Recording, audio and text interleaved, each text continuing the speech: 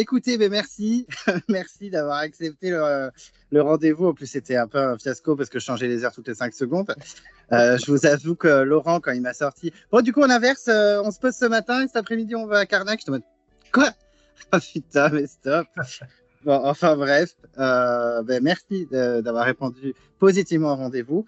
Ben, on va pas vous présenter, hein, maintenant on vous connaît, hein, vous êtes déjà passé au moins une fois dans le débat des abonnés sur cette saison. Et puis voilà, let's go. Donc, ben, Lucas, dis-nous ce que tu penses pour l'instant de la saison et est-ce que tu as des coups de cœur niveau casting? Qu'est-ce que je pense de la saison? Honnêtement, j'ai du mal à m'y accrocher.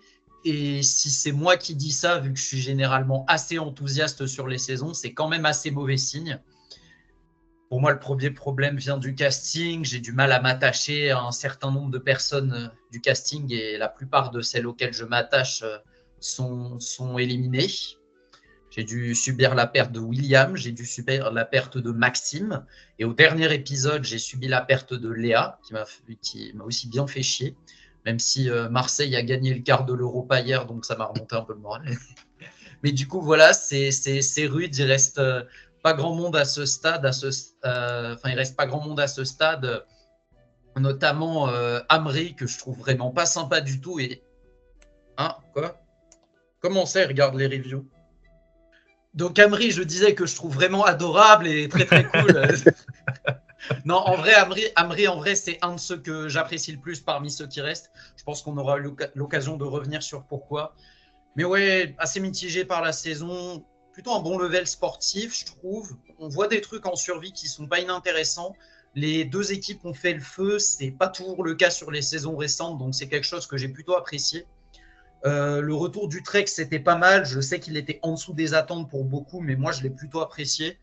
Pas mal de gens font la remarque que la focalisation sur les colliers contribue à ce qu'il y ait moins de temps consacré aux alliances, à l'élaboration de stratégies, etc., et plus une focalisation sur la recherche des colliers. C'est plutôt un point que je partage. Et puis ouais, sinon, pas mal de clash un peu à la con. Moi, c'est pas du tout le genre de choses que j'aime. Donc voilà, c'est un peu compliqué pour moi de suivre pas de suivre parce que voilà, je suis un fidèle des fidèles, je suis quand même, mais c'est un peu compliqué pour moi d'apprécier à ce stade. Voilà.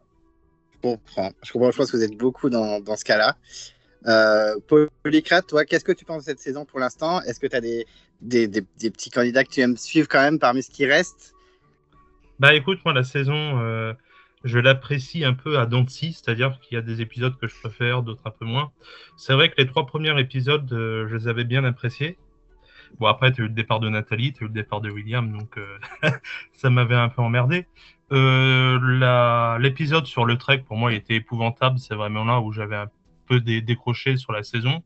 Mais pour l'instant, je dois dire que sur la globalité, je l'aime plutôt bien. Je veux dire, j'ai pas eu de sentiment d'ennui, de lourdeur comme j'avais pu avoir pour les âmes secrètes, par exemple. Ou alors là, j'étais complètement à l'ouest sur cette saison. Sinon, moi, ce que je trouve un peu dommage, c'est qu'au début de la saison, on avait quand même pas mal de survie. Là, un peu moins, donc c'est peut-être aussi normal parce qu'évidemment, ils sont plus avancés dans l'aventure, mais c'est toujours, moi j'aime bien ce côté un peu survie, ces petites activités, de la recherche de nourriture dans la forêt, tout ça. Donc là, il y en a un peu moins, je trouve ça un peu dommage. Sinon, côté casting, moi j'ai mes 3 chouchous qui sont toujours là pour l'instant. Bon, t'avais Nathalie qui est partie, c'est sûr, mais t'as toujours Léa Jaune, que j'adore toujours autant. Surtout qu'elle s'est révélée là dans ces derniers épisodes, que ça soit même un peu en stratégie, elle a quand même une bonne analyse du jeu, je trouve. Puis au niveau du sport, t'as Océane que j'adore aussi. Et puis Amri, je l'ai apprécié. Alors, en fait, c'est pas parce qu'il écoute les reviews que je vais dire ça. Mais c'est vrai que quand il y avait encore William, j'avais du mal à m'attacher vraiment à Amri. Je pourrais pas l'expliquer, mais je m'intéressais pas forcément à ce candidat-là. Et depuis que William est parti, je veux dire que Amri, il me plaît de plus en plus, notamment dans les 2 derniers épisodes, sur les ambassadeurs. Voilà. Ok, bon, mais c'est vrai qu'Amri, au début, était beaucoup critiqué, nous on le défendait. Et plus ça va, plus je trouve qu'Amri prend quand même la place de favori du côté des fans purs de cette émission. C'est vrai qu'en sortant Maxime et compagnie, bon, ça lui laisse un petit peu un champ libre. Mais c'est assez amusant de voir qu'Amri est assez populaire maintenant auprès des fans durs. Non, et puis bon, je sais pas si on va parler, mais tu as le cas David.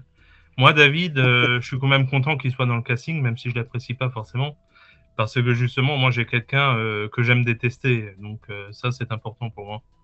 Donc j'espère qu'il va rester assez longtemps tout de même, justement pour que mon ressenti négatif sur lui continue et persiste jusqu'à son élimination. Alors là, je suis le plus heureux. Mais c'est vrai qu'en plus, David, je le sens pas trop menacé. Non seulement déjà sur les épreuves, il n'est pas très menaçant, et en plus, socialement, malgré tout, même si on a l'impression qu'il fait que gueuler, il a l'air quand même bien intégré, il a quand même des gens qui le défendent.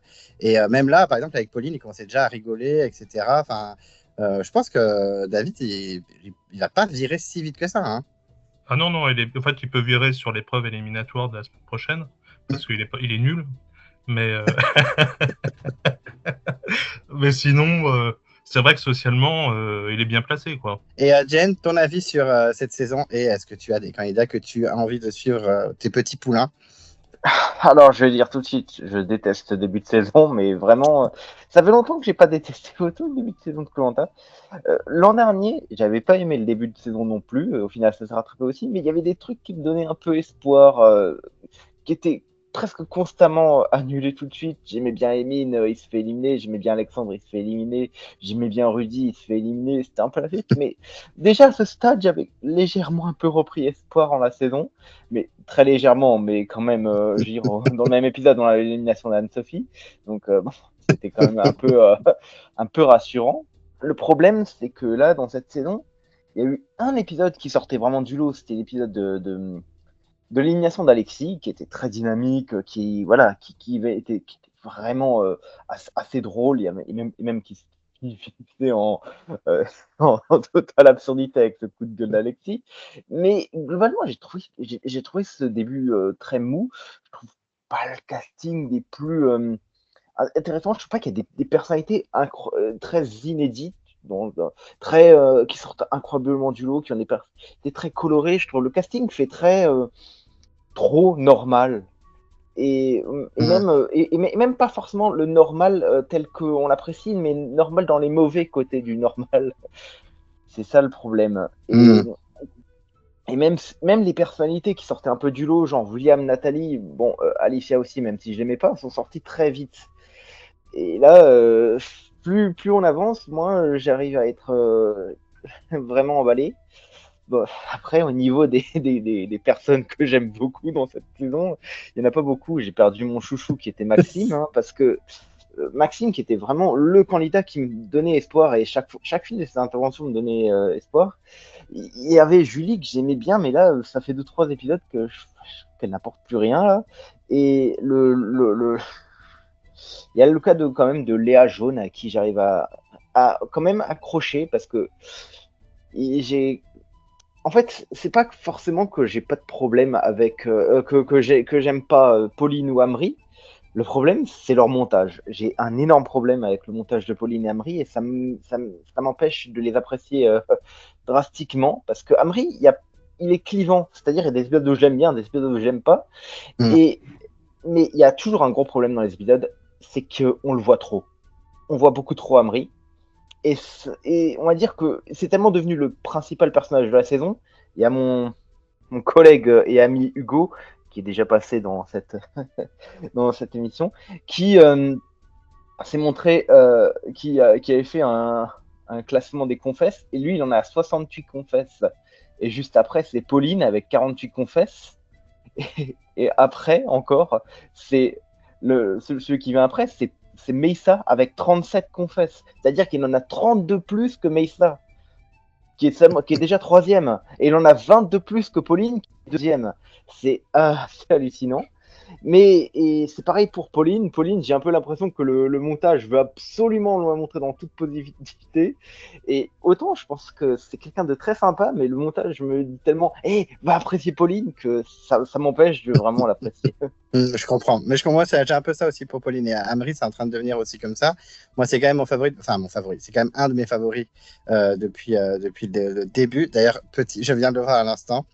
Il y a dans la review que j'ai faite, qui a été postée tout à l'heure, j'ai dit apparemment il suit mes reviews, donc je l'embrasse s'il passe par là. Il m'a répondu dans les commentaires, je t'embrasse aussi. Je suis trop content. Surtout qu'il y a Nathalie aussi maintenant qui t'écoute. Hein. Nathalie, elle me follow, trop marrant. Je pense que Amri est un bon gars, par contre, mais encore une fois, j'ai du mal avec son montage. Oui, non, mais après le montage, tu sais, quand je suis parti au ski, je me suis grave bien entendu avec Anne-Sophie. Alors que je l'ai détruit chaque seconde à chaque review. Alors qu'elle est hyper sympa. Bah, je l'aimais pas, mais je pense pas que c'est forcément une connasse dans la vraie vie, pas du tout.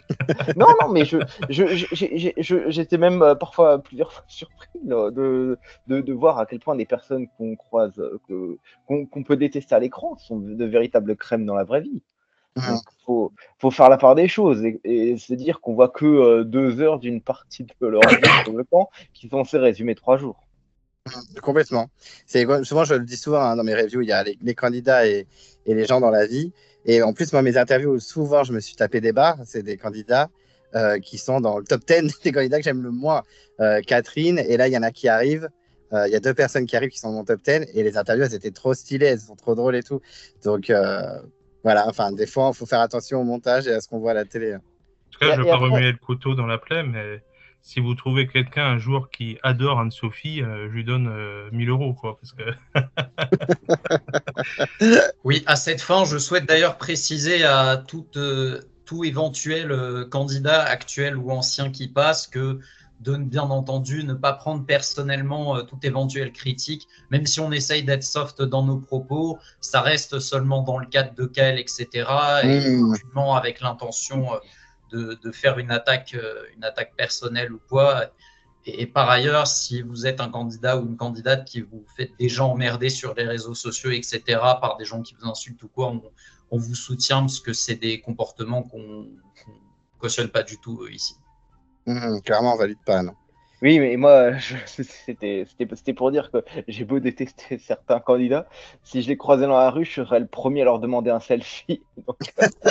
Pareil. Okay. Alors, attendez, tiens, je vais vous dire une anecdote sur ça. Moi, la seule personne que j'ai rencontrée comme ça, en baladant dans la rue, c'est Laetitia, des Armes Secrètes. Et du coup, j'avais pas voulu faire une photo avec elle parce que je la trouvais nulle dans l'aventure. Tu vois, quand même, j'ai du bol. La seule personne que tu croises, c'est Laetitia. Bah, franchement.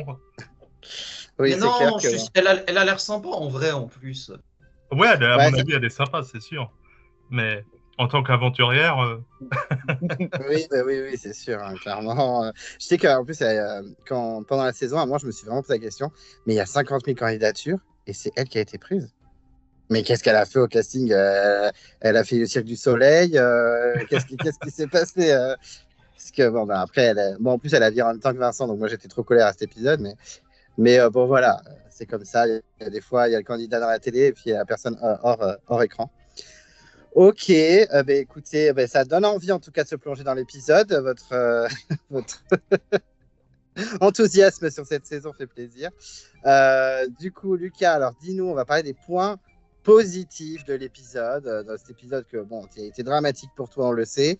Mais dis-nous, est-ce qu'il y a des trucs que quand même tu as apprécié dans l'épisode, même si tu n'as pas aimé l'issue de cet opus? Qu'est-ce que j'ai apprécié dans l'épisode? Laisse-moi réfléchir. Non, en vrai, non, mais en fait, ce qui est chiant en plus avec cette saison, c'est qu'au-delà du fait que voilà, tous mes favoris partent, j'ai l'impression qu'ils partent à chaque fois que je commence à avoir de l'enthousiasme sur la saison et à me dire putain, ok, là, le déroulement, il vient et tout. Genre, à chaque fois, je me relève pas, je me prends une claque et ainsi de suite. Mais bon, des points positifs dans l'épisode, je pense qu'il y en a quand même eu. Le parcours du combattant, je le noterai comme un point positif. C'est souvent une épreuve qui réussit bien. Et ça n'a pas manqué, c'était disputé, il y a eu du suspense. Léa Jaune, sur cette épreuve, je ne l'ai pas vu venir, mais elle a été très très douée d'ailleurs. Je ne l'ai pas du tout vu venir, mais j'aurais peut-être pu y penser vu qu'elle fait du rugby et tout. Mais bravo à elle, excellente perf. Je pourrais citer aussi Amri dans les points positifs de l'épisode parce que même si le collier qu'il joue sur Océane entraîne la chute de ma préférée, en même temps Océane est ma deuxième préférée parmi ceux qui restent, donc voilà, le conseil était difficile. Mais Amri, j'ai trouvé super pertinent dans cet épisode. Je salue mon pote Evan parce que ça lui fera très plaisir de m'entendre dire ça, mais Amri, super pertinent. Son collier avec Océane, il montre bien le raisonnement qu'il a pour l'utiliser, etc. Alors, y a-t-il eu une taupe chez les rouges ou pas? Peut-être que non, mais en tout cas, le raisonnement est très très bon. Et puis, je trouve aussi que c'est lui qui est le plus logique, parce que c'est lui qui va dire aux jaunes, attendez les mecs, Léa peut nous servir à l'avenir, elle a dit je suis prête à discuter avec vous, etc. C'est pas une bonne idée de voter contre elle et tout. Il se range à la vie, mais pour moi, c'est celui qui a les réflexions les plus pertinentes. Et puis, j'aimerais aussi tirer mon chapeau à un passage qui était celui où Meissa essaye de convaincre les siens de ne pas voter contre Océane. Au moment où il le faisait, je me disais, mais qu'est-ce que tu racontes? Enfin, Océane, c'est une cible hyper logique pour vous, etc. Bah, finalement, c'est moi qui ai eu l'air con et Meissa qui avait parfaitement vu juste. Donc, bravo à lui. Mais en même temps, si les rouges avaient voté Léa comme il le préconisait, ça aurait fait un conseil très bordélique avec des votes Léa jaune et des votes Léa rouge. Mais du coup, voilà, c'était Meissa qui fait des remarques plutôt pertinentes. Et puis, mis à part ça, bon, même si, encore une fois, c'est au détriment de Léa, j'ai bien aimé la cohésion des jaunes dans cet épisode. Ils se sont mis en parfait ordre de bataille, je trouve. Ils se sont très bien organisés au niveau des colliers et tout. Et je trouve que c'était bien joué de leur part. Leur choix d'élimination, en plus de me faire beaucoup de peine, et je pense très mauvais, mais on pourrait y revenir. Mais donc voilà, outre ça, je dirais surtout le parcours du combattant et puis Amri. Désolé si j'ai été un peu... Bon, il y en a quand même quelques-uns en point positif. C'est pas un épisode catastrophique pour toi, mais c'est vrai que c'est vrai que j'ai pensé à toi en plus. Comme je savais que tu l'aimais bien, j'ai fait ah oui, non mais vraiment. C'est très gentil de ta part. Disons que c'était pas une autre purge à regarder pour moi, comme ça pouvait l'être pour l'épisode 4, où, outre le conseil qui était très sympa, il y avait beaucoup trop de clash à mes yeux. Mais c'est plus que c'était. Ça fait de la peine, quoi. Mais ça veut pas dire que c'est un mauvais épisode, mais c'est plus. Voilà, ça fait de la peine, quoi.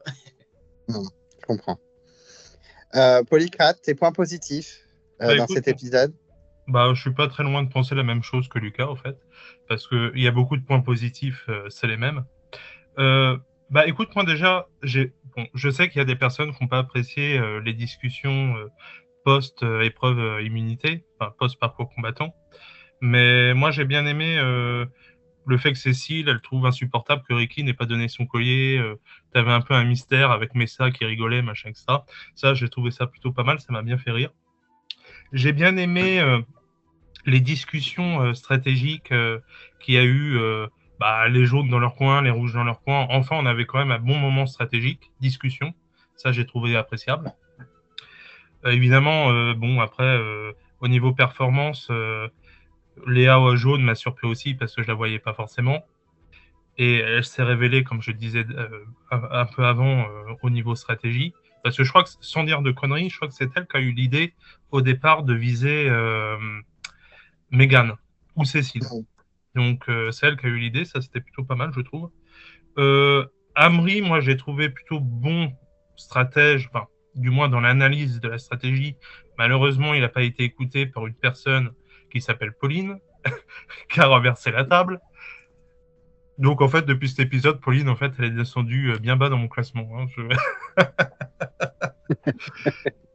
Et puis, j'ai adoré Océane parce que c'est une de mes préférées. Donc, même si... en fait, là, je dois dire que, quand même, sur le conseil, les têtes que faisait Océane, j'ai adoré, c'était assez jubilatoire à voir quand même. Hein. Surtout que je l'adore à chaque fois, je crois qu'elle l'avait fait aussi quand Steve était parti au conseil.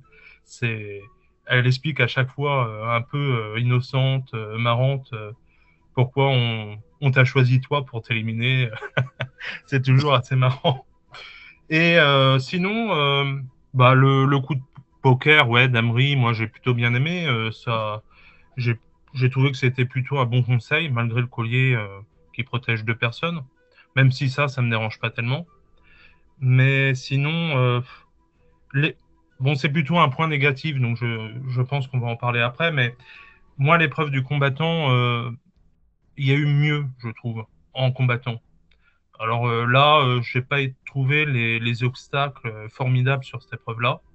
Par contre, j'ai bien aimé l'épreuve des balances après, d'équilibre, qu'a fait Léa et Jean.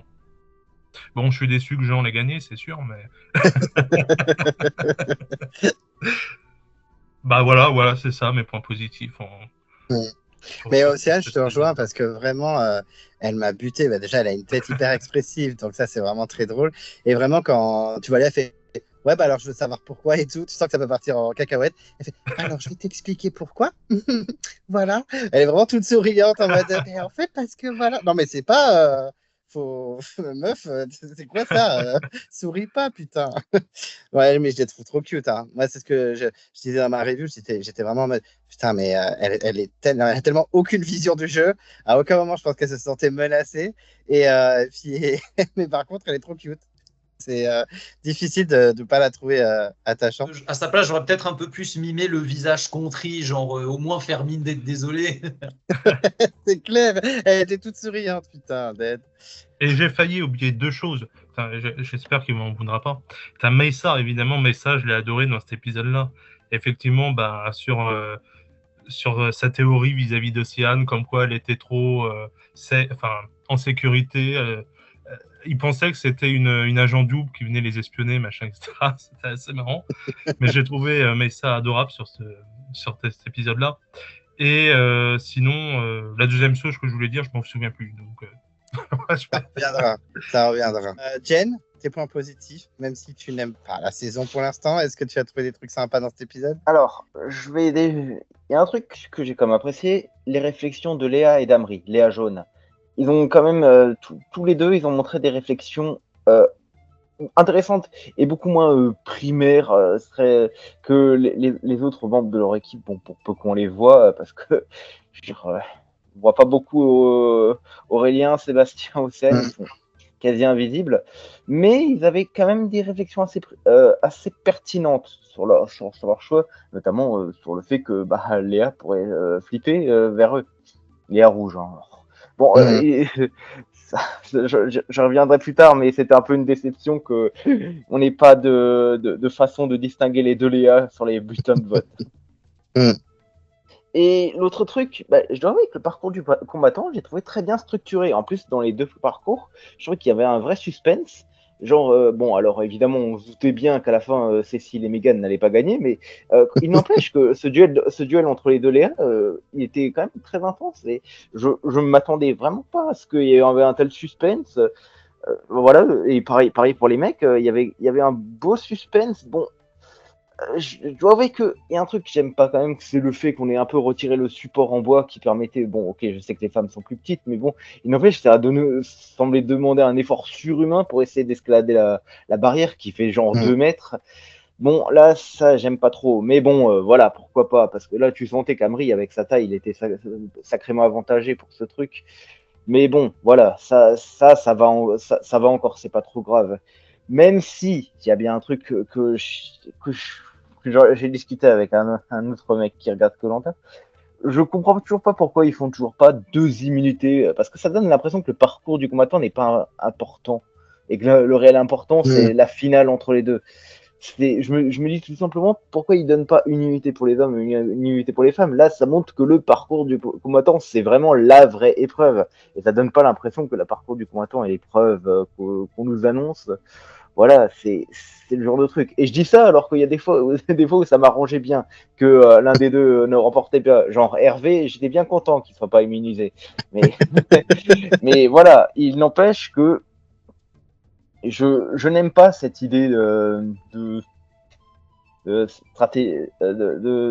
ouais, il faut absolument une finale entre hommes et femmes, d'autant que très souvent, c'est une épreuve dans laquelle il y a forcément un des deux qui va être avantagé. Et ça, c'est toujours un peu décevant. Mais bon, j'ai pas détesté la finale. J'ai trouvé qu'elle était un petit peu longue, mais ça va. Globalement, l'épreuve du parcours était cool. Voilà, c'est les seuls points positifs que j'ai à dire. Je suis désolé. C'est déjà pas mal, écoutez. Ben moi, je suis assez d'accord avec vous. Je trouve, même si Polycrate, lui, il n'a pas trop kiffé le parcours du combattant, moi, j'ai bien aimé. Et effectivement, il y avait pas mal de suspense chez les mecs de ouf. Surtout Amri qui arrive au dernier moment alors qu'on ne s'y attendait pas du tout. Alors, certes, il n'a pas gagné, mais il arrive deuxième alors qu'Aurélien n'arrive même pas à passer la deuxième palissade. Je dis ça alors que je ne serais même pas capable de passer la première étape. Hein. Je serais en mode Ahmad, je pense. Ahmad n'a pas tant galéré que ça le parcours du combattant. Oui, De ce qu'il a ça a dit, été coupé au montage, oui, apparemment. il a fini devant Régis et devant Eric. Donc, Oui, mais c'était drôle de montrer Ahmad Epaf, tu sais, dans les montages. Pour faire rire le public.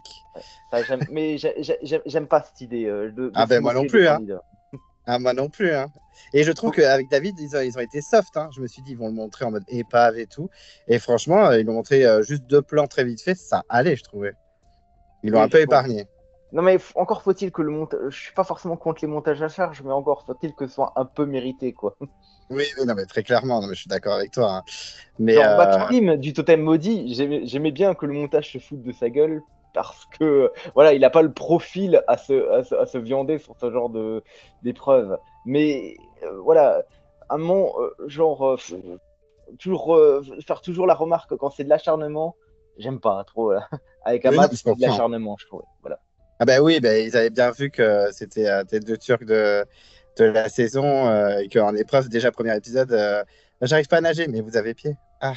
Donc ils ont dit, ben, on va tirer sur ça toute la saison, hein, très clairement, hein. Non mais je suis d'accord avec toi. Donc je serai pas en mode Ahmad, je serai en mode Mégane Cécile, si tu veux. Mais voilà, je trouvais qu'il y avait du suspense chez les mecs, chez les meufs. Alors, comme vous, Léa Jeune, j'étais sur le cul. Vraiment, je n'en revenais pas qu'elle soit une menace. Alors, limite qu'elle soit deuxième ou troisième, ça n'aurait pas été surprenant. Mais qu'elle soit limite une menace pour Léa Rouge, j'étais vraiment hyper surpris. Moi, je l'aime bien, hein, Léa Jeune, hein, même encore plus que Léa Rouge. Donc, j'étais content. Je me suis même dit, putain, hein, si Léa Rouge arrive au moins en finale du truc, bah, franchement, ça serait une belle revanche. Enfin, on l'a toujours un peu sous-considéré depuis le début. Donc, ouais, pas mal de suspense dans ce parcours du combattant, donc je suis assez d'accord avec vous. Et puis après, moi, c'est surtout Amri qui a bien réfléchi dans la stratégie. Je trouve que c'est celui qui a peut-être la meilleure vision du jeu de cette saison. Après, il y en a qui peuvent nous surprendre, mais je trouve qu'Amri a extrêmement bien joué. C'était un petit coup de poker parce que moi, en regardant l'épisode, puisque j'ai fait la review en temps réel, je n'ai pas vu l'épisode et ensuite j'ai fait la review, je regardais des séquences et ensuite je réagissais à chaud. Et j'avoue qu'à aucun moment, j'aurais pensé que Océane soit menacé si j'avais été un jeune, quoi. Oui, en fait, je voulais revenir sur deux choses. En fait, pour revenir sur l'épreuve du combattant, c'est pas tant la compétition et les performances de Léa, d'Amri, même d'Océane qui s'est bien démerdé, je trouve, sur le parcours du combattant, que j'ai pas apprécié. C'est vraiment les obstacles en tant que tels. Ah oui. C'est le type de stack que tu avais deux trucs avec des cordes, là, la cage où tu avais les cordes un peu de partout et les filets où Jean a marché dessus complètement. Donc, en fait, c'est surtout ça. Sinon, là, tu disais qu'Amri, effectivement, c'était celui qui avait vraiment une bonne vision du jeu, machin que ça. Mais je tiens à dire que les rouges ont aussi très bien joué stratégiquement parce qu'ils avaient exactement la même idée au fait que les jaunes, c'est-à-dire de viser une personne un peu lambda qui ne s'y attendait pas, quoi. Océane, du coup. Et en fait, les deux, que ce soit les jaunes et les rouges, avaient la même idée. Mais malheureusement, toujours là, Pauline a fait n'importe quoi. Donc, On va passer au point négatif. Je me doute qu'il y a des choses à raconter. Et on va commencer donc par Lucas. Qu'est-ce que tu n'as pas aimé dans cet épisode, même s'il y en a un élément qu'on devine assez rapidement. Mais bon, il y a peut-être d'autres choses, donc je te laisse parler. Bah, qu'est-ce que j'ai pas aimé dans l'épisode? Étonnamment, pas l'élimination. Je veux dire ça, elle m'a pas trop dérangé.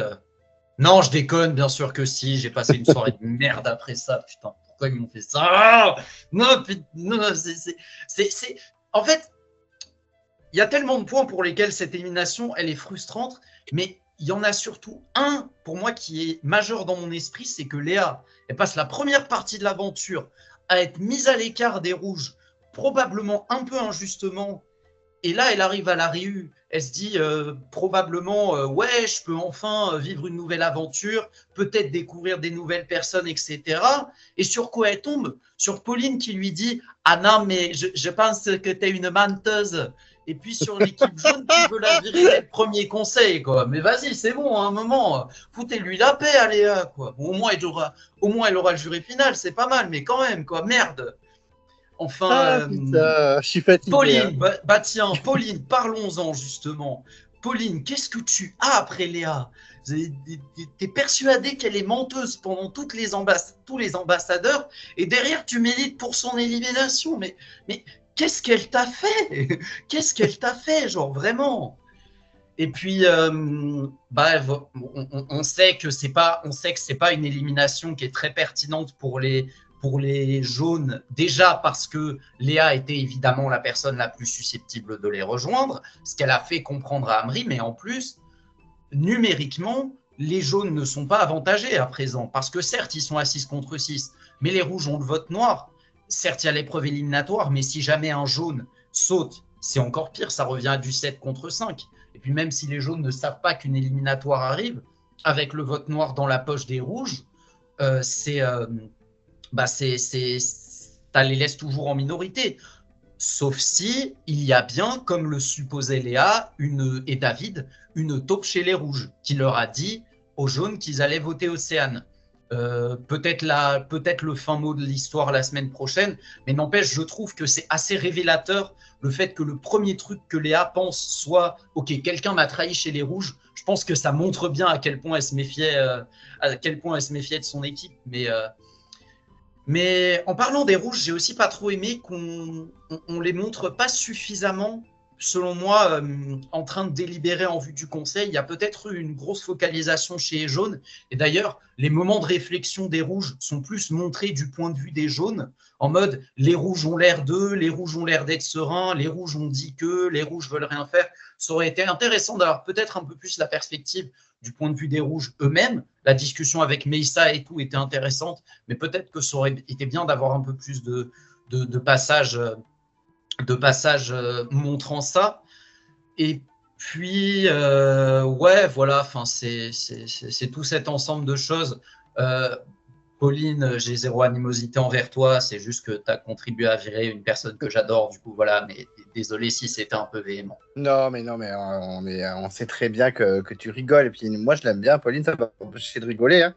J'ai trouvé que c'était une imitation extrêmement bien faite. Écoute, j'ai trouvé ça incroyable. Moi, Pauline, je l'aime beaucoup, hein, tu vois, donc moi, je peux rigoler et l'aimer quand même. Moi, je l'aimais un petit peu, mais maintenant, on n'est pas encore sur du level David, mais... Oh, carrément. Ok, merci Lucas. Alors, Polycrate, qu'est-ce que tu n'as pas aimé dans cet épisode? Bon, je vais pas revenir sur l'épreuve du combattant parce que j'en ai assez parlé.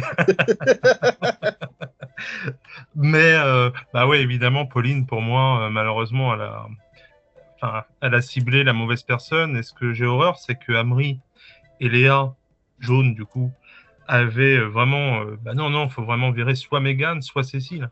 Puis t'as Pauline qui arrive subitement, dans je ne sais où, qui dit non, c'est Léa Rouge qu'il faut viser, c'est Léa Rouge. Mais surtout, au plus, le truc qui m'a vraiment déçu, c'est qu'Amri, il aurait peut-être dû plus s'imposer parce que il leur a dit à tous, mais non, écoutez, je suis allé voir Léa Rouge, c'est la seule qui potentiellement n'est pas fermée à la discussion et qui pourrait nous rejoindre. Donc d'où tu la vires? C'est ça, en fait, j'ai pas compris. À un moment donné, il aurait dû dire à Pauline. Alors, est-ce que c'est le fait que Pauline a pris un peu d'influence sur le groupe parce qu'elle a adoré tout le monde chez les jaunes, donc maintenant il l'écoute, je sais pas. Et c'est vrai que c'est un peu dommage. Donc Pauline, ouais, catastrophe pour cet épisode. Je suis désolé, mais après une autre personne, moi, qui me déçoit, mais pas depuis cet épisode. Ça fait déjà 2-3 épisodes. C'est Julie. Julie, je l'aimais bien dans les premiers épisodes parce qu'elle était assez marrante, notamment ses facecam, machin, etc. Bon, ses facecam, moi, je les aime toujours autant. Mais c'est vrai que, comme Léa, elle a été bien critiquée des rouges, c'était direct une target, notamment avec Alicia. Mais t'as l'impression qu'elle n'en veut pas, on a l'impression que maintenant, elle est plus rouge que rouge, quoi. Donc, j'ai pas tellement compris. Surtout que... Enfin, moi, je la trouve un peu trop solitaire. Déjà, je pensais qu'elle allait s'allier à l'époque avec Maxime, voire avec le Lunéa Rouge. Donc là, j'ai été déçu. Comme Anthony le dit assez régulièrement, elle pousse un peu les personnes sous les roues du bus, quoi. Donc, ouais, je sais pas, j'ai l'impression qu'elle sait pas que, à un moment donné, dans Koh-Lanta, notamment à la réunification, si t'es tout seul, c'est chaud, quoi. Donc, pour aller le plus loin possible. Donc, pour moi, elle est trop solitaire. Elle fait trop du truc solo. Ça me dérange un peu. Et sinon, j'ai trouvé que enfin, je sais pas tellement quoi en penser de ça. Le vote noir, soit il est venu trop tôt dans le jeu, parce que du coup, là, après la réunification, c'est comme si Léa était toujours là, puisque Megan a double vote. Donc ça ne change rien pour l'instant. C'est pour ça que j'espère que un rouge, je suis désolé pour les rouges, hein, mais que tu en as un qui soit éliminé à l'épreuve éliminatoire de la semaine prochaine. Je dis un nom par là, Julie ou David. Ou Jean, j'espère Jean, mais ça, j'y crois pas du tout. Et de toute manière, je préférais moi l'autre version du vote noir, c'est-à-dire celui avant Cambodge, où c'était la personne qui votait pour qui il voulait, quoi. Oh, Lucas. Ouais, voilà, c'est mes points noirs. Julie, le vote noir, le parcours du combattant et Pauline. Gros Pauline avec un grand P majuscule. Oui, le vote noir est ton point noir. Non, mais pour relativiser sur un truc que tu as dit, certes, on a tous envie de dire à Pauline, tu me déçois, mais tu me déçois, c'est décevant, les yeux dans les yeux. Certes, on a tous envie de lui dire ça, mais en relativisant, je dirais que si Amri et Léa se sont rangés, c'est probablement que Aurélien et Sébastien prenaient aussi le fait de virer Léa rouge, mais que ça n'a pas été montré au montage. Je pense pas non plus que Pauline ait été toute seule à dire on doit virer Léa, ou alors elle a une énorme emprise sur sa tribu, mais je pense pas qu'elle ait été seule à dire ça non plus. Du coup, ça va être à toi, Jen. Tu vas pouvoir tranquillement nous dire ce que tu n'as pas aimé dans cet épisode, parce il y a des trucs. Donc, je te laisse la parole. Allez, prenez votre dose de caféine, ça va être très très long. Non, parce que vraiment, il y a trop de choses que j'ai pas aimées. Alors, je vais commencer direct par un truc qui m'a considérablement énervé. Il y a beaucoup trop de remplissage dans cet épisode. On a eu 4 longs portraits. Rien que ça prenait un quart d'heure. Je veux dire, ça a pris un quart d'heure. Et puis, il y a des fois des passages qui sont tellement longs. Genre, quand Denis il a demandé à chaque personne de réagir à ce que c'est le parcours du combattant, là, il les prend limite par part. Et même tout avant le parcours du combattant, il y a oh là là, je crains tel ou tel, je crains tel ou tel, je crains tel ou tel. Il y a des fois des passages qui étaient longs pour rien et limite les trucs un peu intéressants. Je trouvais qu'on les a pas montrés.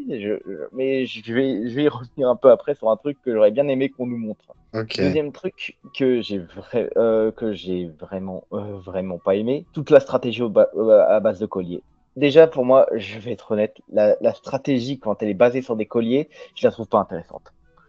Et là, surtout, quand c'est des colliers qui sont obligés d'être joués sur le conseil comme ça, à ce moment, je veux dire, pour moi, il y a l'intérêt d'un collier, c'est bien sûr de le jouer sur qui, mais surtout de le jouer quand. Là, avec le fait que c'est un conseil où c'est la date limite, bah ça te disait limite, ouais, vous êtes obligé de le jouer ça à ce moment. Et lorsque le pré-générique se disait, oula, 3 colliers 10 minutes, c'est la première fois dans toute une saison,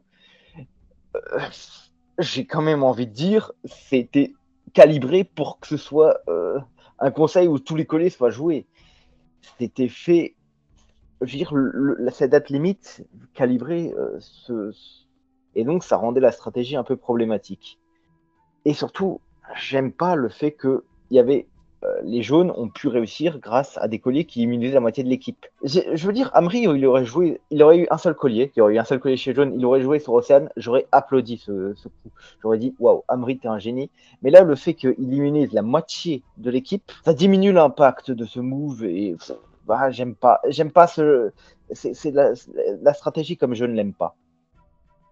Et enfin, pour moi, c'est même pas de la stratégie, et surtout quand la réflexion de l'équipe jaune, c'est surtout on va éliminer la plus forte parce que j'ai envie de gagner des épreuves. Ça sonne plus ego de gagner ses propres épreuves que volonté stratégique, je trouve.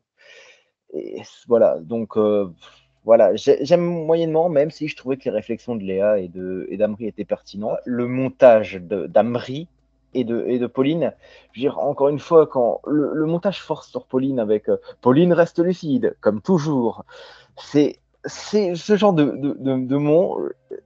Arrête, Denis, on peut constater nous-mêmes. Et il y a des fois des manques de subtilité avec Amri qui, encore une fois, a une tonne de confesse en mode c'est lui la tête pensante des jaunes et on veut que vous sachiez que c'est lui. Et ça m'énerve.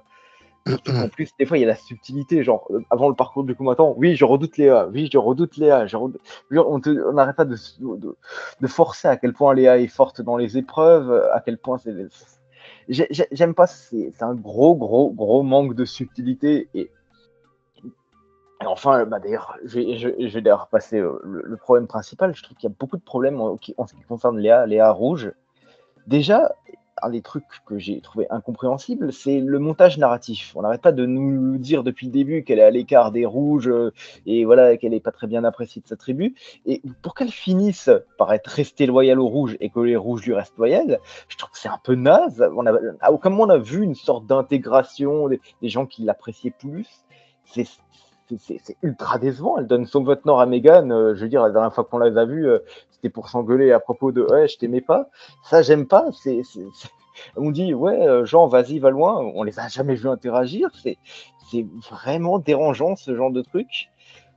Aussi, alors un autre gros problème, c'est que Amri dit oui, Léa est ouverte à aller vers nous, sauf qu'on n'a aucun confesse de Léa qui nous dit son point de vue sur la question, si elle veut vraiment rejoindre les rouges, si c'est juste une fausse info. On ne sait pas donc pas du tout si les jaunes ont fait le bon choix en éliminant Léa parce qu'elle les aurait jamais trahis, ou si, bon, d'après ce qu'elle dit en interview, en tout cas, elle voulait éliminer David, mais bon. Tout est très relatif et les interviews qu'on dit oui maintenant, c'est pas la même valeur que les confesses de l'époque.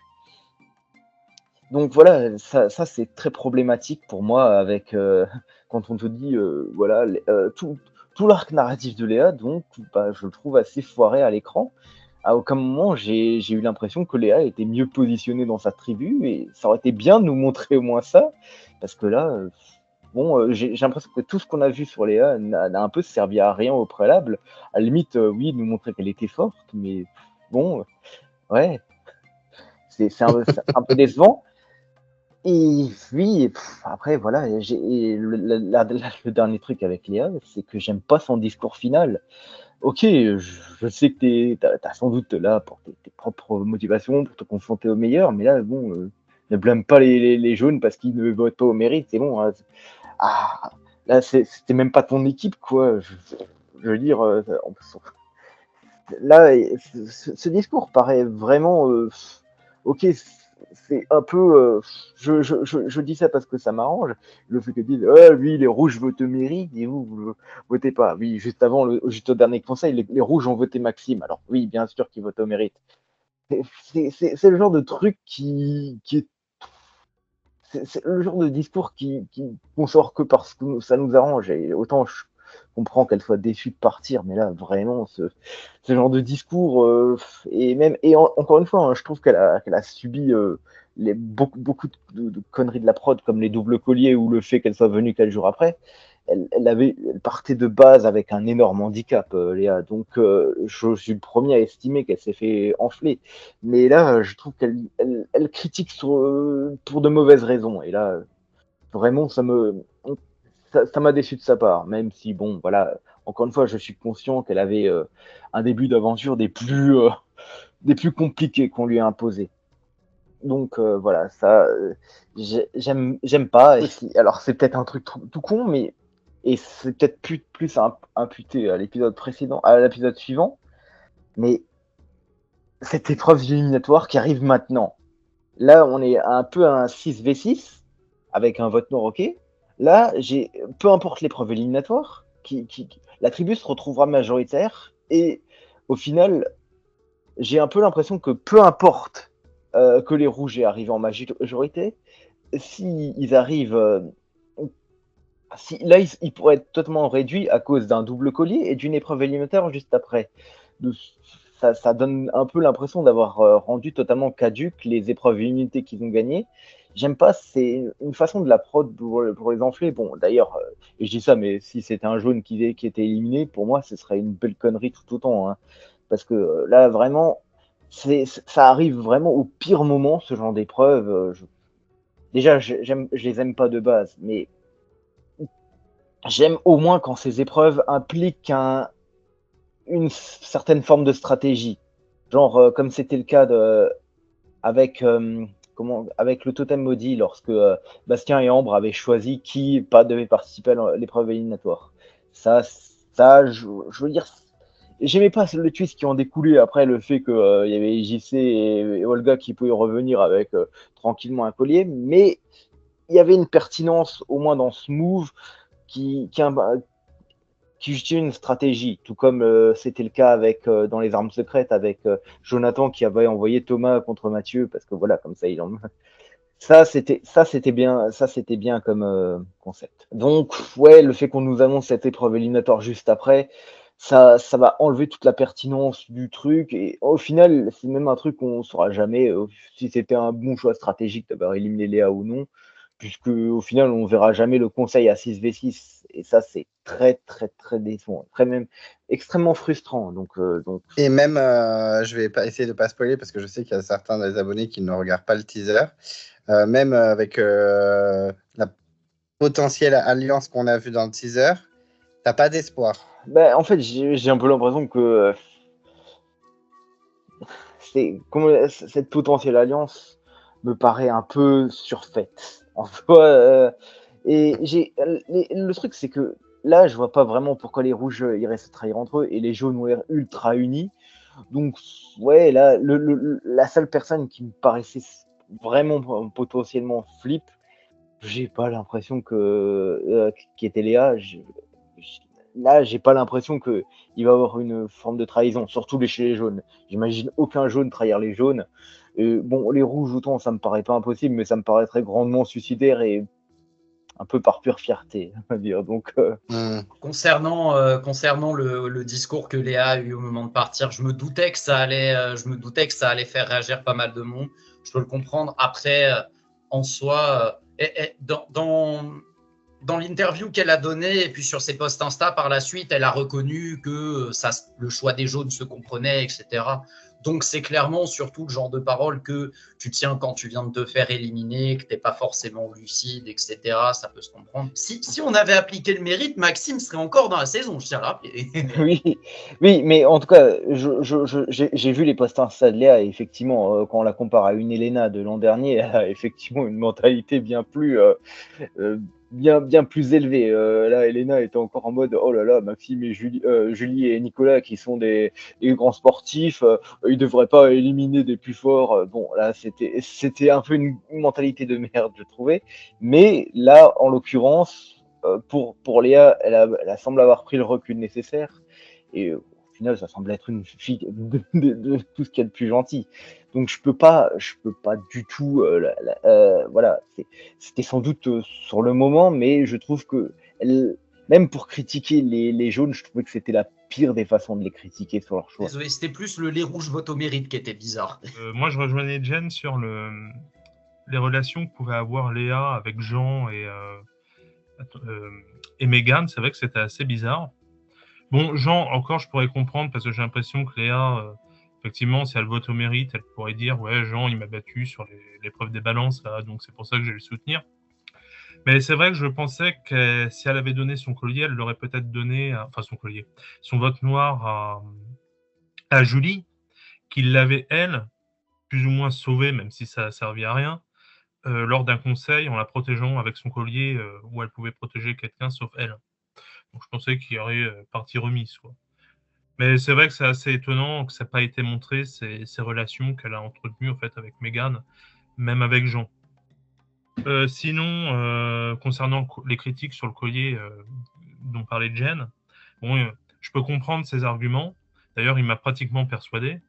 Mais vu que je suis jaloux de sa capacité de persuasion, je veux dire qu'il a tort. Donc du coup, non, moi honnêtement, ça m'a pas tellement gêné, d'autant plus que ça a permis de bonifier un peu ce conseil-là, je trouve. Parce que malheureusement, si on n'avait pas eu un collier qui marchait quoi, chez les jaunes, un jaune sortait et du coup, on serait sur une saison pratiquement pas Gongjing, quoi. Même s'il peut y avoir des renversements, etc. Mais du coup, juste pour ça, moi j'ai bien aimé en soi. D'autant plus que par souci d'égalité, je trouve que les colliers, enfin, du moins le collier là qui sont en jeu, qui protègent deux personnes, dont soi, je peux comprendre que on dise que c'est un objet, une arme assez forte et ça gâche un peu la stratégie. Mais ce qui est bien, c'est que les deux équipes, que ce soit les jaunes ou les rouges, peuvent l'avoir. Enfin, du moins, les rouges auraient pu le garder et auraient pu le jouer aussi. Contrairement, par exemple, à un bracelet noir, qui était un objet complètement unique, qu'une personne, en fait, elle avait tous les pouvoirs sur le conseil, quoi. Malheureusement, c'est Laetitia et Vincent qu'à l'époque qu'on avait fait les frais, mais c'est vrai que en soi, le collier, vu que les deux équipes peuvent l'avoir, ça me dérange pas tellement. Je tiens à répondre. Ce qui me dérange surtout, c'est le fait que c'est aussi facilement accessible. Genre Steve, dès le premier conseil, il avait trouvé un collier totalement inutile.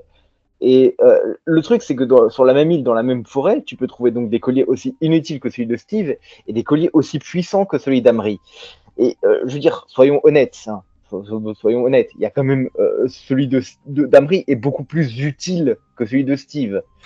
Donc, le fait qu'ils n'aient pas la même puissance, c'est très problématique pour moi. Et c'est pour ça que il y avait le commentaire de Danette que j'ai vu sous ta review, Clem, qui disait que une alternative, comme quoi ce serait un collier qu'on pourrait soit jouer que pour soi-même, soit pour deux autres membres de sa tribu. Ça rendrait le truc comme une forme de stratégie. Ça ajouterait une stratégie supplémentaire. Mais que déjà, il n'y avait pas, mais surtout en plus, le fait qu'il n'y avait pas le fait de quand le jouer, étant donné qu'il était un peu obligé de le jouer à ce conseil, ça enlève déjà pas mal de paramètres parce que l'intérêt d'un collier pour moi, c'est le jouer quand, sur qui et pour éliminer qui. Et là, le problème, c'est que quand, on lui a déjà mâché le travail, sur qui, on lui donne déjà un avantage avec les deux colliers. Bon, plus un autre avec celui de Pauline. Et pour éliminer qui, je trouve pas qu'il a éliminé la meilleure des personnes. De ce fait, ça me conforte pas sur l'idée que c'est un bon coup. Enfin, c'est pas un mauvais coup en soi, je pense pas qu'il c'est mauvais. Mais disons que j'ai du mal à me montrer admiratif d'Amri pour avoir joué correctement ça.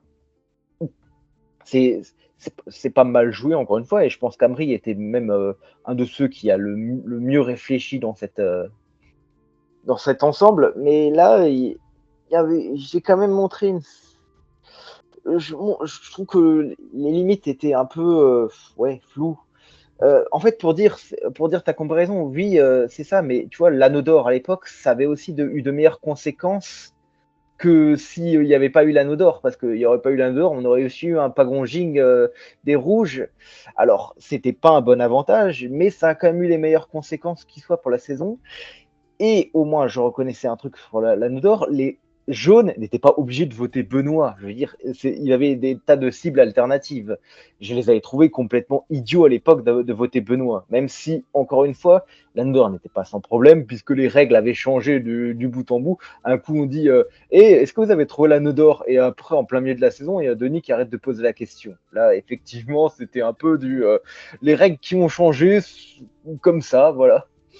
Voilà, et c'est à vous de vous faire, là, les spectateurs. J'ai une question à te demander, Jen, parce que tu dis qu'effectivement, en fait, c'est surtout ça où je peux te comprendre, que des colliers aussi puissants ne doivent pas être trouvés comme ça en se promenant dans la forêt.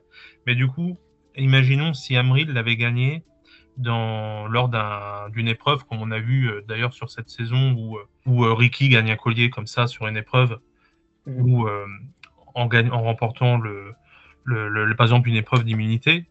Est-ce que ça t'aurait plus plu ou je le trouvais déjà beaucoup plus acceptable parce que voilà, c'est quelque chose qui au moins montre que t'as pas joué à la loterie en trouvant le bon collier dans la forêt.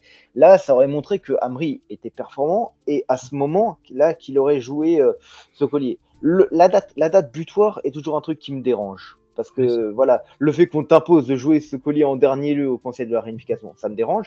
Mais j'aurais eu aucun problème avec le fait qu'Amri ait ce collier à double. Ça tient parfois un peu de choses, hein. Mais j'aime pas cette idée de chasse au collier qui est une véritable loterie où tu trouves un collier tout pourri comme celui de Steve et un collier tout puissant comme celui d'Amri. C'est surtout ça mon problème avec le twist des chasseurs d'immunité. Voilà, c'est plus ça. Et j'ai aussi ce problème avec les armes secrètes, hein. Tu trouves un truc tout pourri comme un vote supplémentaire et un truc super fort comme le bracelet noir. Voilà, c'est ça. Est-ce qu'on peut rapidement parler de ses craintes et de ses espoirs pour la suite de la saison? Je sais que Lucas doit partir dans pas trop longtemps, donc va falloir trop traîner. Alors Lucas, dis-moi tes espoirs et tes craintes pour la suite. Concernant les espoirs, moi personnellement, je trouve que l'enchaînement épreuve éliminatoire et probable destin lié à l'épisode d'après, à moins qu'il le refasse à 8 comme dans le feu sacré, c'est pas mal. Ça rebattra un petit peu les cartes, ça permettra un peu de mettre le boxon.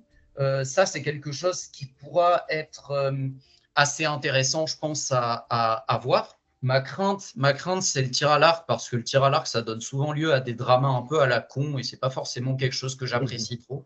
Je sais que ça fait souvent un peu le sel de la saison, mais personnellement, c'est pas trop quelque chose que j'apprécie. Et puis c'est une épreuve qui met souvent dans la sauce des candidats que j'aime bien, Dixit Sam à l'île des héros ou Kunle à Vietnam. Mais donc voilà. Après, une autre attente, c'est ni un espoir ni une crainte, mais beaucoup de curiosité. Qu'est-ce que ce sera les colliers qu'on va avoir ensuite? Est-ce qu'il y aura des pouvoirs plus forts? Si oui, lesquels? Comment est-ce que ça va se mettre en place? Ça, c'est quelque chose que je suis assez curieux de voir. Et puis, niveau crainte, peut-être que je pourrais parler du fait que, comme tous mes chouchous sautent les uns après les autres, et que actuellement, parmi les personnes qui restent, je pense que celle que j'apprécie le plus, c'est Océane. Mesdames et messieurs, préparez-vous. Elle risque de partir dans 2 ou 3 épisodes avec ma chance habituelle. Je suis vraiment désolé, Dan. Je sais que ça va te faire beaucoup de peine, mais ça risque d'arriver. Mais du coup, voilà. Pour les craintes et espoirs, c'est ce qui me vient en tête à ce stade. Pour la note, je mettrais un 6 sur 10 parce que, comme je l'ai dit, bon, forcément, l'élimination elle m'a foutu une claque et peut-être que sans ça, j'aurais mis 1 ou 2 points de plus. Mais comme j'ai dit, c'est pas un épisode que j'ai trouvé mauvais en lui-même, mais plus que l'élimination en elle-même, c'est ça qui fait de la peine, mais pas l'épisode que je trouve mauvais en mode putain, je me suis fait chier, j'ai pas aimé regarder ça, etc. C'est pas ça que je me suis dit.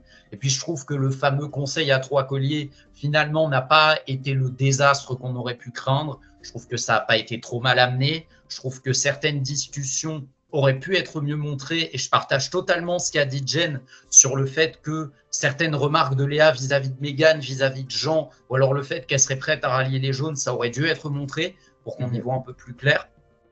Je partage totalement cette remarque, mais donc je trouve que dans l'ensemble, les discussions, surtout côté jaune, avec les raisonnements et tout, n'étaient pas trop mal montrées. Mais donc c'est ce qui me pousse à te donner un 6. Et puis après, niveau winner pick,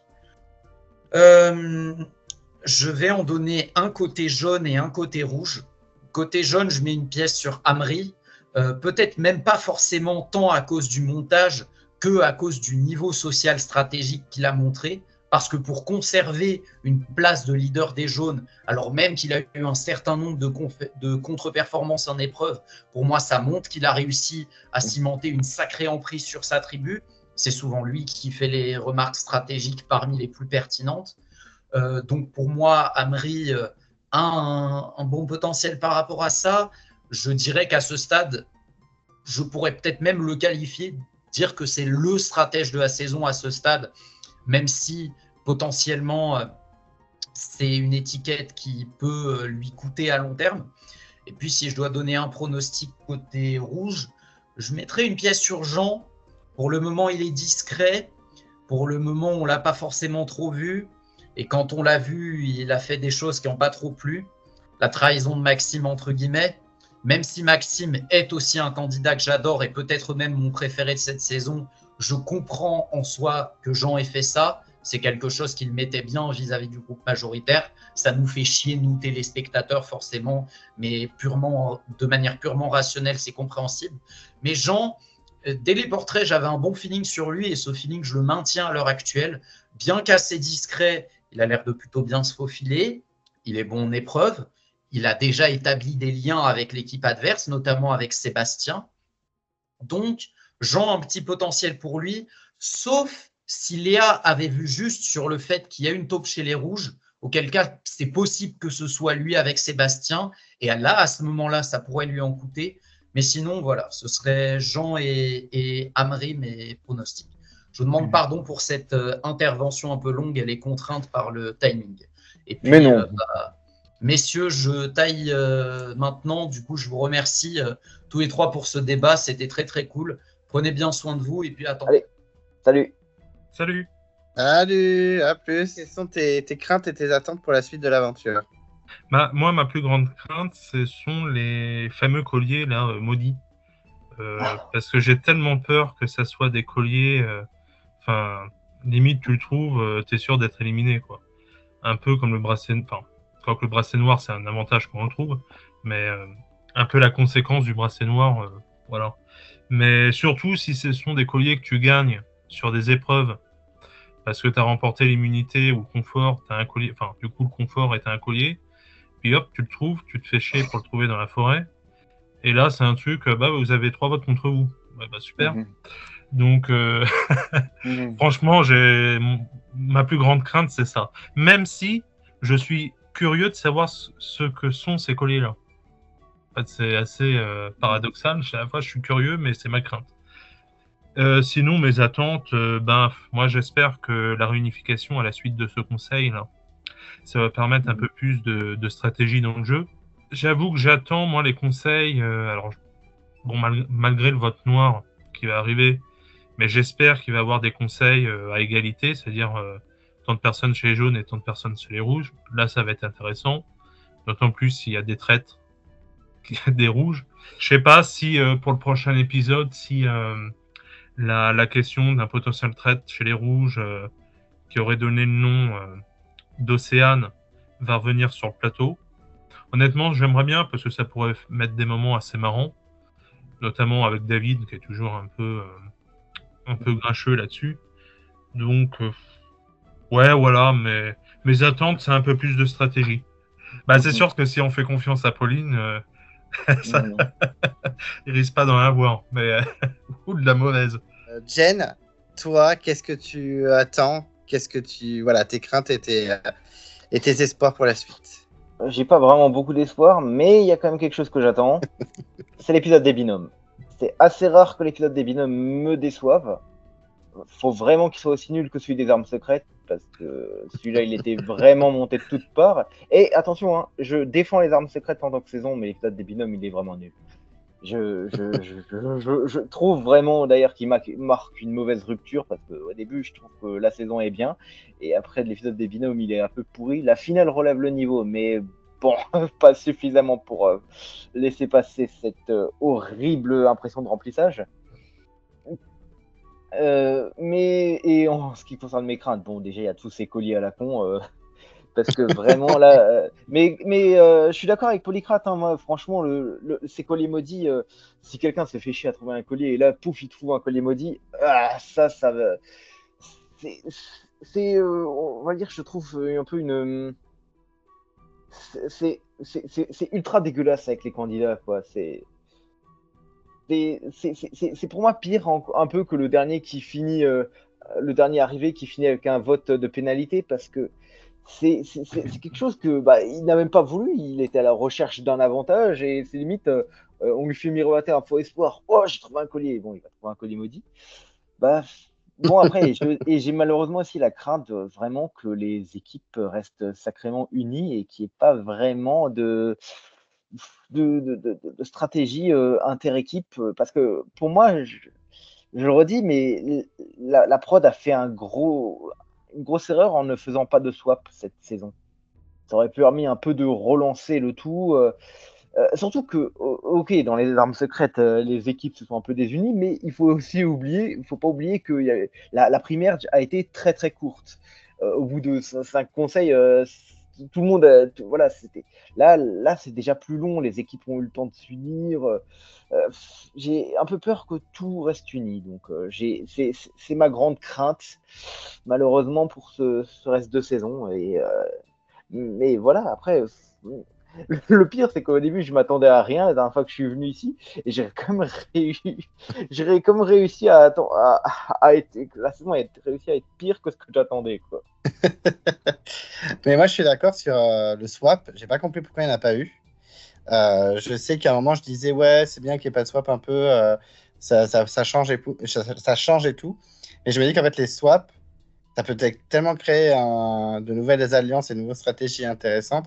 Et là, on voyait bien qu'il n'allait rien se passer. Donc, je l'attendais un petit peu, ouais. Ça m'aurait pas dérangé si, par exemple, il y a eu 3 équipes à la base et qu'il n'y a pas de swap, comme pour la guerre des chefs, parce que là, ça peut donner quelque chose d'intéressant, voir si on peut par exemple imaginer des règles comme une réunification très très précoce. Là, je pourrais comprendre qu'il n'y ait pas de swap. Mais là, ça m'a un peu dérangé parce qu'il n'y a rien qui ne justifiait pour moi le fait qu'il n'y ait pas de swap. Même, je veux dire, même pour surprendre les candidats, comme quoi il n'y a pas de swap. La dernière saison, il n'y a pas de swap. C'était les armes secrètes. C'était il y a si longtemps que ça, quoi. Donc, Ouais, moi, j'aurais largement préféré un swap. Mais c'est vrai à 3 équipes, ça n'aurait pas été dérangeant. Les 4 terres, c'était sûr qu'ils allaient le faire. Parce que vraiment, ils n'étaient pas assez par équipe pour que ça dure jusqu'à la réunification. Mais là, j'avoue que ça aurait été vraiment intéressant. Les armes secrètes, ouais, c'est vrai qu'ils n'ont pas fait de swap. Ça n'a pas forcément abîmé la saison, puisque même si elle était très, très critiquée, il y a quand même eu un peu de bordel. Il y a quand même eu de la trahison dans tous les sens, malgré tout, hein, même si qu'on aime ou qu'on n'aime pas. S'il y a un truc que je reconnais aux armes secrètes, il y a beaucoup de problèmes dans la saison, hein, je ne le nie pas, mais c'est que le casting est excellent. Pour moi, il y a certaines des pépites de casting que on voit très peu. Et même très marquant, hein, encore aujourd'hui, j'arrive facilement à me souvenir du casting des armes secrètes, alors qu'il y en a même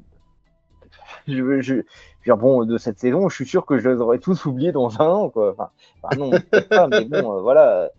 Ou même de l'île au trésor, je me rappelle pas du tout, alors que voilà, je me rappelle beaucoup de celui de Cambodge, énormément même de celui de Cambodge. Alors, Polycrate, toi, dis-nous ta petite note de cette saison et qu'est-ce que tu penses de Winner Pick, qui ça peut être? Je peux citer plusieurs noms comme Lucas l'a fait, il n'y a aucun souci.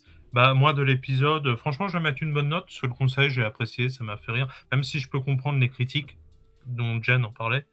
Mais ouais, je vais mettre un bon 8. Parce que ça m'a bien plu quand même. Ah oui. Ouais. Puis au plus, t'as les têtes d'Océane, alors ça. Et puis Océane a été sauvé. Bon, même si j'aimais les rouges aussi, mais bon. Ben, ma winner pick, c'est. Ouais, allez, je vais prendre un risque. J'avais dit dans ma première intervention, Océane. Bah, je maintiens toujours Océane. Je sais que je suis pas le seul, parce qu'en tout, ils pensent pareil. De toute façon, il faut prendre des risques. Donc voilà, vu que c'est ma chouchoute pour l'instant, bah, je dis Océane.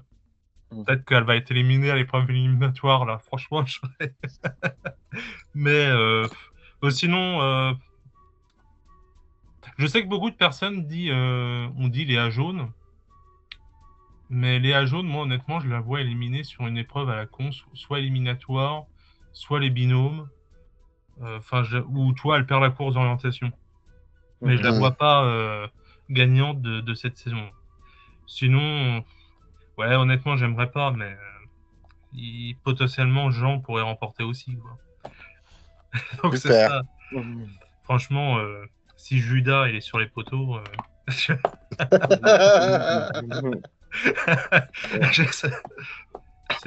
ouais, allez, j'ai Océane. Ok. Et Jen, ta note est en winner pick? Oula, vous êtes pas prêt pour ma note. 1,5. Ah, mais moi, j'ai dit, hein, je peux être sévère, hein, mais l'an dernier, hein, il y a certains épisodes que j'ai noté 9 et 10. Hein. Genre, pour moi, l'an dernier, l'épisode des binômes, il était excellent. Vraiment, j'ai noté une super bonne note. Et même certains épisodes, et même il y a 2 ans, j'ai même pour le Totem Maudit, j'ai aussi noté notamment l'épisode de la réunification, la deuxième partie, hein, pas la première. J'avais noté 9 sur 10 hein, pour le Totem Maudit. Mais là, Ah oui. ah oui, oui, oui, vraiment, j'avais adoré la réunification du Totem Maudit. L'an dernier, moins, parce que je trouvais qu'elle était longue pour rien, mais le résultat a été satisfaisant. Je l'ai noté, je crois, 5 sur 10. Et, cette année, là, je note 1,5 parce que vraiment, c'est tout ce qui me déplaît dans le Koh-Lanta actuel. Et pour mon winner pick, alors je vais peut-être pas forcément être. Mais le montage est trop. Le montage met trop en avant Amri et Pauline pour que je les mette pas parce que il y a quelque chose qui. Un montage un peu forceur comme ça. Et même si c'était pas le cas pour les précédentes saisons, j'ai un peu l'impression qu'on va revenir reviennent aux bonnes grosses stars de l'époque où il y avait des montages pas subtils comme celui d'André, quoi, qui avait cet énorme élan de positivité en mode oh regardez comme et André il est incroyable, voilà. Mais pareil, hein, c'était un peu une époque où les montages manquaient vraiment de subtilité, donc j'ai un peu peur qu'on revienne à cette période. Alors que les derniers gagnants, vous regardez les derniers gagnants, bon alors ils ont parfois des montages limite compliqués, genre le cas de Bastien et François qui, je veux dire, celui de François est quand même teinté de pas mal de négativité, celui de Bastien, eh ben, il est pas très visible, quoi. Mais ça changeait ça changeait de l'époque où le winner était obvious. Donc ça me dérange moins peut-être, mais là j'ai l'impression qu'avec Amri et Pauline, on revient aux anciennes mœurs, quoi. Mais s'il faut dire un winner un peu plus discret, Sébastien me paraît pas déconnant parce que c'est quelqu'un qui a de la positivité un peu discrète comme Bastien à l'époque, quoi. On le voit pas beaucoup, mais très souvent on le voit quasiment que pour dire des choses positives sur lui. Donc c'est peut-être un winner potentiel pour moi. Mais, je vous rejoins sur un certain nom. Pas pour la note, je vais mettre un 7 parce que je trouve que pour un épisode coupé en deux, c'était correct. C'est vrai qu'il y avait beaucoup de remplissage, hein. J'en ai déjà parlé dans ma review, mais je te rejoins, Jane, sur ça. 4 portraits, beaucoup de plans un peu inutiles. Donc voilà, mais après, ça restait correct. Enfin, je ne me suis pas ennuyé, j'ai pas trop vu le temps passer, ça allait. Mais niveau winner pick, c'est vrai que Pauline, pour moi, elle est clairement en tête de liste. Océane, au début, je le disais aussi, mais c'est vrai que là, on voit surtout une Océane qui maîtrise pas le jeu et qui est un peu perdue. Donc après, on peut avoir une révélation de Océane, mais il faut se dépêcher, madame, hein, il reste plus beaucoup d'épisodes. Et puis après, moi, je pensais à Meysa quand même. Hein, Meysa à moins qu'il fasse un jour son Judas, mais pour l'instant, je trouve quand même qu'il a un petit montage sympa. Mais après, Jean et Sébastien, par exemple, c'est pas déconnant non plus. Mais ouais, je tiens quand même à signaler c'est le premier épisode de réunification coupé en deux où j'ai préféré la première partie. C'est étonnant. Hein. Oui, moi-même, je suis étonné. J'avais trouvé la première partie pas extra. C'était un 5 sur 10 pour moi, mais il n'empêche que j'avais pas passé un mauvais moment. Bon, je la trouvais un petit peu étirée pour rien, mais il n'empêche qu'il y avait quelque chose de relativement correct dans cette première partie j'ai même trouvé que au moins, contrairement au Totem Maudit, on nous avait montré le résultat des ambassadeurs. Là, c'est quelque chose qui m'avait tellement énervé dans le Totem Maudit, et même l'an dernier, avec ce tirage au sort, on te montre même pas le vrai résultat. Là, on te fait un faux teasing sur tout ça pour un abandon de grâce. Donc, ça m'avait énervé. Là, je reconnais que c'était un épisode un premier épisode de l'unification pas extraordinaire, mais relativement bien exécuté pour ce qu'il avait à offrir. Oui, parce qu'en plus, on l'avait dit dans le débat de la semaine dernière, on disait maintenant on n'espère même plus avoir l'épisode entier, on espère avoir la moitié d'un épisode où ils nous disent ce qui a viré aux ambassadeurs. Quoi. Ouais, c'est ça. Exactement. Ça se fout un peu notre gueule quand même. Hein. Vous avez tout dit, c'est bon, vous avez bien Vous avez bien craché votre venin. Oui, oui, non, mais je le dis, hein, c'était le pire de la saison, mais voilà. Bon, ça- Après, j'ai peut-être un peu revu mes critères de notation parce que, encore une fois, on vient de passer après une dernière saison qui était finie sur une très bonne impression. Donc, le fait qu'on redescende, pour moi, ça n'aide pas la majorité. Et Ouais, je comprends. j'avais aussi cette impression, c'est pas les premières, hein, genre, j'avais cette impression avec l'île au trésor parce que j'avais une super bonne impression de Thaïlande. Pareil pour l'île des héros, j'avais une énorme impression de la guerre des chefs. Et après, bon, bah, je vous dis pas la déception. Et voilà, c'est vrai que la saison qui précède, aide beaucoup à juger nos attentes. Et là, Hmm. peut-être que si cette saison est arrivée après une saison nulle, j'aurais sans doute jugé moins sévèrement. Ouais, je comprends. Mais moi, je vous rejoins sur l'épisode des ambassadeurs, enfin, les 2 épisodes des ambassadeurs. Franchement, généralement, quand c'est coupé en 2, je déteste ça, parce que je m'ennuie. Mhm, Ce sont des épisodes généralement qui sont horribles. mhm, Mais là, honnêtement, j'étais plutôt agréablement surpris. J'ai trouvé les 2 plutôt pas mal. Bon, j'imagine que si ça avait été enfin, les deux épisodes, s'ils avaient été regroupés, je pense que vraiment, on aurait eu un bon épisode. Mais là, enfin, mhm, je m'attendais vraiment à pire, en fait. Donc, je n'ai pu être que surpris au niveau qualitatif. Enfin, c'est Hmm. sûr, ça vaut pas non plus les enfin, les ambassadeurs des saisons qu'on a tous connus, là, mhm. Adji Ampas et compagnie, mais Ah j'ai bah trouvé en oui. soi, ça m'a pas dérangé tant que ça, et puis j'ai plutôt bien apprécié. Mhm. Bah, le fait qu'à l'époque, on avait des épisodes complets, ça aidait quand même à bien mieux les apprécier. Ah, voilà, c'est ça. Oui, bah ça oui. Ça c'est sûr. Ah, mais il faut le croire, hein, mais voilà, ça, c'est aussi un des problèmes actuels, hein, c'est que les saisons maintenant, je veux dire, elles sont trop longues. Je veux dire, Hmm. à l'époque, je dis pas qu'il y avait que des qualités, hein, je pense que certaines saisons ont très mal vieilli, mais elles étaient mieux rythmées. Ouais, non mais très clairement. Hein. Très clairement, il y a beaucoup trop d'épisodes coupés en 2, c'est n'importe quoi. Là encore, je préfère la finale coupée en 2 que les ambassadeurs coupés en 2. Ah bah Bah, en très fait, clairement, je suis d'accord. l'orientation, ça mérite peut-être un épisode complet parce que l'orientation est super, mais je trouve que les poteaux, je veux dire, les poteaux pour moi, c'est pas une épreuve suffisamment bonne pour lui consacrer un épisode à Ah lui. non, les poteaux, Oui. surtout après le Ouais, c'est une retour en purge. Hein. plateau, c'est horrible. Ouais. Après, je le dis souvent, mais je suis pas forcément pour supprimer totalement les poteaux, mais pour l'alterner avec une autre épreuve finale. Parce que faudrait, là, le fait que ce soit à chaque fois les poteaux comme épreuve finale, ça fait que tu sais qu'il faut éliminer qui sera fort sur les poteaux. Et donc, je Hmm. préférais qu'il y ait quelqu'un enfin, qu'il y ait une épreuve qu'on alterne, une épreuve un peu différente, hein, entre les 2 épreuves finales, comme ça, on ne sait jamais qui des poteaux ou de cette autre épreuve finale on aura, et donc, ce ne sera pas forcément les mêmes critères.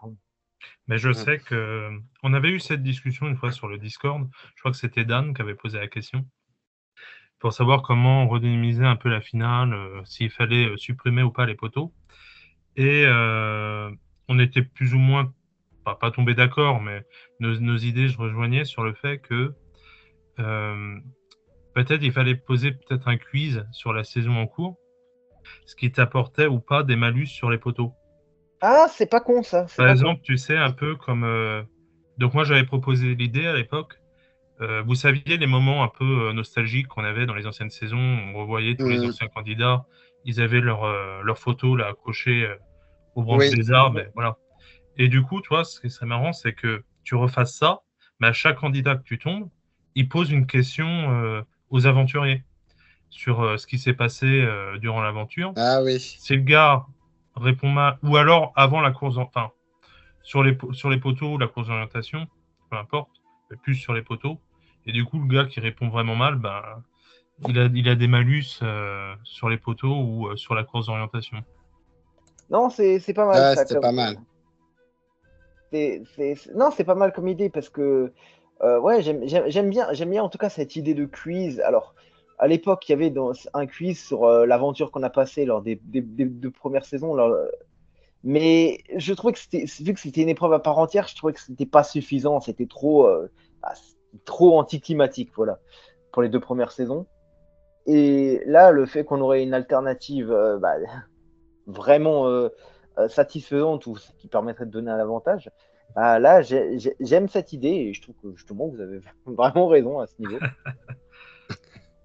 De toute façon, c'est sûr qu'il faut redynamiser les poteaux, qui est une épreuve assez chiante à regarder, ça c'est sûr. Donc, En fait, le pire, c'est que c'est pas forcément le fait que c'est une épreuve d'endurance comme ça. C'est juste, moi, c'est pas une épreuve où tu ressens la douleur ou qui est impressionnante dans les positions telles que le paresseux ou voilà, ce genre d'épreuve telles que. Voilà, le paresseux, c'est vraiment impressionnant à voir quand on le regarde. Les poteaux, bon. le vrai paresseux, pas le faux, hein, pas celui qu'on a eu cette année. Hein. Alors, je suis partisan j'aime bien cette idée de paresseux collectif parce que cette idée d'épreuve qui est beaucoup plus dure à chaque fois qu'il y a quelqu'un qui abandonne, c'est un truc que j'aime bien. Ce que j'aime pas, c'est par contre le fait de leur imposer de lâcher la main parce que oh putain, Ah ouais. j'avais mal pour Megan là. Waouh. Ah ouais, non mais là vraiment.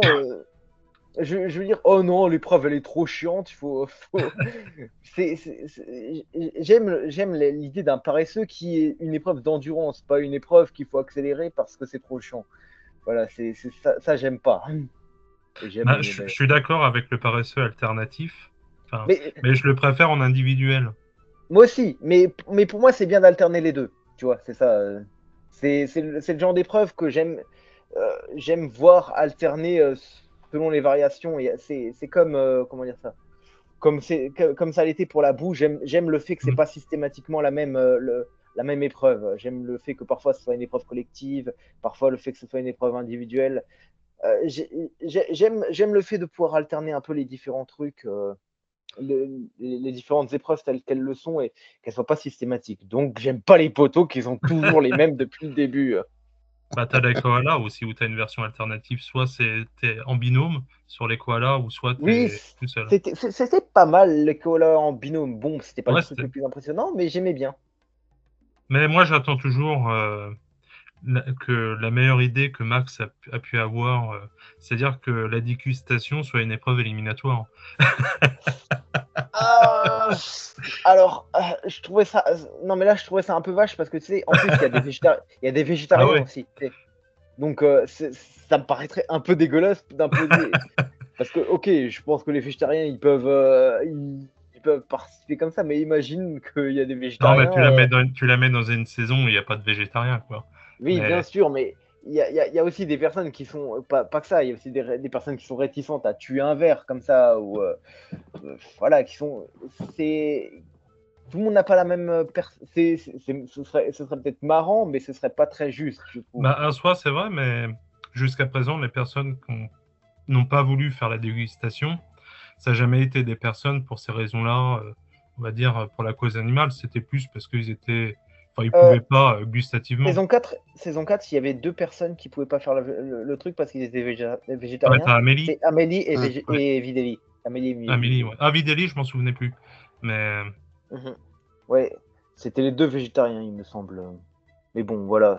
Mais bon, après, comme dit, j'aime les épreuves quand elles connaissent des variations, quand c'est pas toujours la même chose. Et voilà, c'est pour ça que cette année, le tir à l'arc, je dois avouer que j'ai jamais aimé le tir à l'arc. Je vais pas le cacher, j'aime pas le tir à l'arc comme épreuve. moi, ce que j'aime bien dans le tir à l'arc, c'est que ça fait toujours des dramas. Bon, Ouais, mais j'aime pas ce côté artificiel du drama. Ouais. C'est un peu comme le coup des sacs. Alors, les sacs, j'aimais bien à l'époque, mais depuis que t'es obligé de donner tous tes sacs à une seule Ça, c'est personne, chiant. c'est un peu le côté, ouais, on te force à être un con, quoi, à être un connard, quoi. Donc, j'aime pas cette idée et j'ai un peu l'impression que c'est pareil pour le coup du tir à l'arc. C'est à l'époque, Moussa, il avait cassé sa propre flèche. Aujourd'hui, je suis sûr que ce serait interdit, ça. Après, tu as la Ouais, clause Claude, hein, c'est-à-dire tu peux faire ce que tu veux, changer les règles. oui, non, C'est mais peut-être sous la prod. Tiens, vous avez vu le jeu de Claude sur Netflix à propos là? Non. Non, Il est animateur sur un truc qui s'appelle Mauvais Joueur. J'ai regardé les 15 premières minutes, je me suis dit, oh putain, c'est l'adaptation d'un truc américain que j'avais détesté sur Netflix. Et je me suis dit, non, on va te faire foutre, je vais pas regarder ce truc, c'est nul. Par contre, sur Netflix, il y a parfois de bons trucs, notamment, je vous conseille de regarder. Il y a eu Qui est la taupe? Je sais pas si vous vous souvenez de ce jeu. Ah oui, mais c'était sur M6, ça. Oui, c'était sur M6, il y a eu une adaptation américaine, et donc il y a une VF, et elle est excellente, cette version américaine. Vraiment, en VF, en version sous-titrée, vous pouvez la regarder la façon que vous voulez. Je vous conseille vraiment de la regarder, parce qu'elle est vraiment super. Ouais, vraiment, elle déchire, cette version de Qui est la taupe. Ils ont parfois de bonnes idées, Netflix, mais de bons idées de jeux d'aventure, de trucs comme ça, de jeux de stratégie, mais qui sont parfois un peu bancales dans leur réalisation. Genre, récemment, il y a un truc qui marche super bien qui s'appelle 100% physique. C'est un truc ultra sportif, très impressionnant à voir. Mais vu que c'est un truc qui avantage seulement un certain style de physique, quoi, ça avantage un peu les chats maigres, quoi. Ça avantage pas les gros costauds, ni les poids maigres et encore moins les femmes. Donc voilà, c'est le genre de truc.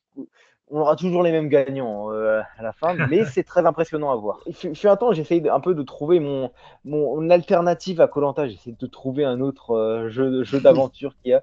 Alors, il y avait Famille d'explorateurs, c'était pas top. Il y avait le Club des champions. Ouais, il y avait, et je sais pas si vous avez connu ce truc qui s'appelait The Wild où William, ouais.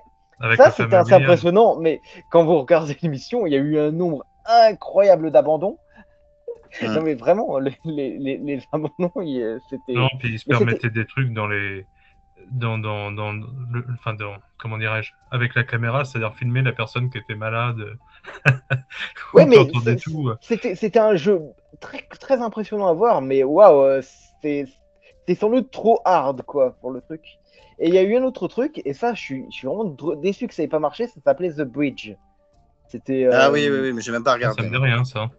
Et alors. Stéphane Rothenberg qui présentait. Oui, toujours un peu le Denis Brognard de M6, quoi. Au début, ça me paraissait être un concept foireux, mais c'était étonnamment cool, quoi, comme idée, The Bridge. Il y avait même des choix stratégiques assez pertinents dans l'idée. Bon, après, je veux dire, quand vous regardez le premier épisode, vous devinez déjà qui sera le gagnant, quoi. C'est un peu le truc un peu décevant, c'est que le gagnant, c'est celui qui avait déjà un avantage pour faire ce genre d'aventure. Mais c'était vraiment très très cool comme jeu d'aventure. Ça m'a déçu que ça a flop. Je sais que tu as un autre jeu qui avait flop à l'époque. D'ailleurs, ils ont passé, je crois, que 2 épisodes. Après, ils ont même annulé. C'était un jeu qui s'appelait The Kingdom. Ah, mais ça date d'il y a longtemps. Hein. Ah ouais, ça date d'il y a longtemps, bien sûr. Mais d'ailleurs, les jeux les épisodes sont dispo sur YouTube. Et ça me fait trop marrer parce que vous verrez, si jamais vous avez vu l'épisode, il y a un candidat qui s'appelle Franck dans l'épisode. Mais le mec, il est tellement à fond dans le rôle, mais j'ai vu qu'on a l'impression qu'il s'y croit dans The Kingdom. Bon, alors ça a totalement flop, mais il y avait de l'idée. Ouais, t'avais de l'idée, c'est sûr. C'est un des participants, Max, qui a remis les épisodes sur YouTube. Ouais, parce que du coup, on n'avait jamais eu la fin, puisqu'ils avaient supprimé le truc. Donc... Bon, les gars, je vais devoir vous laisser. Bah, merci. En tout cas, merci à vous. Merci à vous d'avoir vécu ce changement d'horaire dans tous les sens. Merci. Ça a été possible de le réaliser, donc c'est cool. Et puis, merci d'être toujours au rendez-vous. Ça fait plaisir de voir des gens motivés. Et puis voilà, puis à très vite. Des mix reviendront. En tout cas, merci. Et puis à très très vite. Et puis on se tient au courant. Bah, merci, en tout cas, c'était un plaisir. C'était un plaisir tous les deux. À plus. Salut. Merci à vous. Vous êtes au top. Merci encore.